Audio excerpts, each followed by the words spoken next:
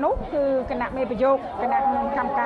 បច្ចេកទេសដទីលោកនឹងផ្ដល់ព័ត៌មានសម្រាប់បន្ទូកដោយសារថាបងប្អូនដែលលោកនិយមចាគ្រប់គ្រងទូកនៅតាមភូមិស្រុករបស់លោកក៏ចង់ដឹងអំពីលទ្ធផលនៃការប្រកួតការប្រណាំងចាដូច្នេះ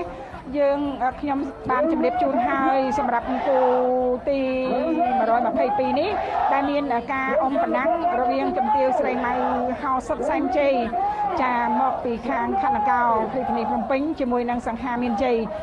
គឺគាត់អត់ចេញមកព្រមគ្នាទេគឺចេញមកមុនក្រោយដោយដែលយើងខ្ញុំបានគ្រប់ជំរាបជូនពីខាងដើមបាទឥឡូវនេះយើងឃើញថាទស្សនវិជ្ជានៃការផ្ដិតយករូបភាពពីទូរទស្សន៍ជាតិនៃកម្ពុជាបានបង្ហាញនៅគូពិសេសដែលបានធ្វើដំណើរមកហើយ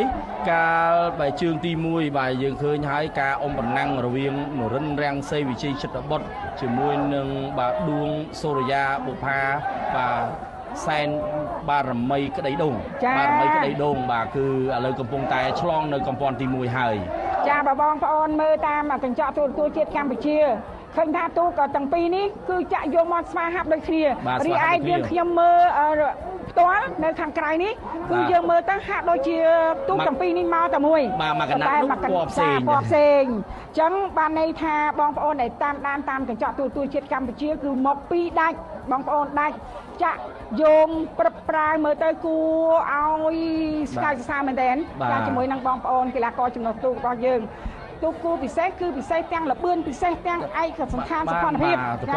រចនាបថលើទូកទៀតបាទនរិនរាំងសីវិជ័យចិត្តបុត្របាទខេត្តបាត់ដំបងទទួលបានការបឋមពីសម្ដេចកលាហុំសខេងជើងទី1គាត់ទទួលបានជ័យជំនះ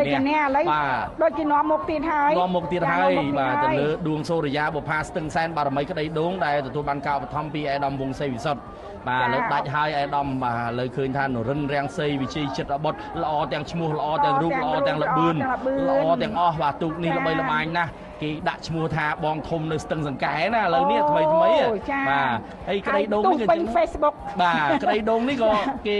ខ្លាំងដែរនៅស្ទឹងសែនបាទសិទ្ធិអ្នកខ្លាំងដូចគ្នាមកប៉ះគ្នានៅក្នុងព្រះបរមមុខព្រះបរមរាជវាំងនៅវិរិយទីរបស់យើងឥឡូវនេះកាន់តែដាច់ហើយសម្រាប់នរិនរាំងសីវិជ័យចិត្តបុត្រដែលទទួលបានការឧបត្ថម្ភពីសម្ដេចកលាហោមសខេងចៅឧត្តមក្រុមប្រឹក្សាផ្ទាល់ព្រះមហាក្សត្រដែលឯកឧត្តមដែលសម្ដេចលោកបានដឹកនាំនរិនរាំងសីវិជ័យចិត្តបុត្រដាច់ហើយសម្ដេចដាច់ខ្លាំងមែនទែន